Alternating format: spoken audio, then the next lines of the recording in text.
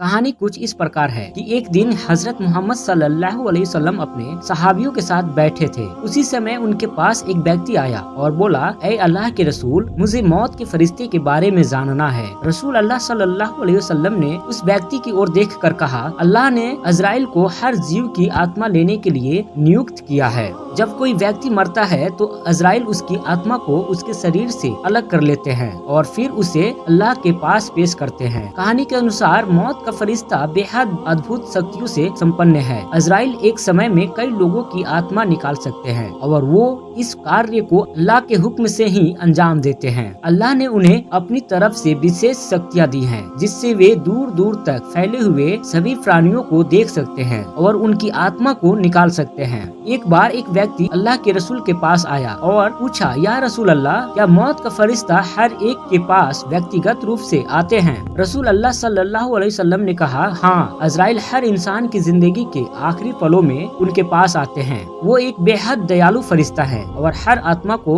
उसी के हिसाब से ले जाते हैं। कहते हैं कि जब कोई अच्छा इंसान मरता है तो अजराइल उसके पास बेहद नरमी से आते हैं और उसकी आत्मा को धीरे से निकालते हैं। ऐसा कहा जाता है कि वो आत्मा को फूल की पंखुड़ी की तरह शरीर से निकालते हैं। वहीं जब कोई बुरा व्यक्ति मरता है तो उनकी आत्मा को अजराइल सख्ती से निकालते हैं ताकि उस आत्मा को उसके कर्मों का एहसास हो। इस्लाम के अनुसार अजराइल का एक खास तरीका होता है जिससे वे आत्मा को निकालते हैं। पैगंबर हजरत मोहम्मद सल्लल्लाहु अलैहि वसल्लम ने कहा कि मौत के वक्त इंसान को अपने कर्मों का फल देखने का मौका मिलता है। जिनके कर्म अच्छे होते हैं उनके लिए अजराइल का आना सुखदायक होता है। ऐसे लोगों को जन्नत की खुशबू दी जाती है और उनकी आत्मा आराम से उनके शरीर से बाहर निकल जाती है। वहीं जिनके कर्म बुरे होते हैं उनकी आत्मा को निकालते समय दुख और पीड़ा का अनुभव होता है। अजराइल की उपस्थिति भी उनके लिए भयानक होती है। इन बुरे कर्मों वाले लोगों की आत्मा को अजराइल कड़ी पकड़ में लेते हैं ताकि उनकी आत्मा पर उनका बुरा कर्म भारी हो। अजराइल की जिक्र सिर्फ आत्मा लेने के संदर्भ में नहीं होता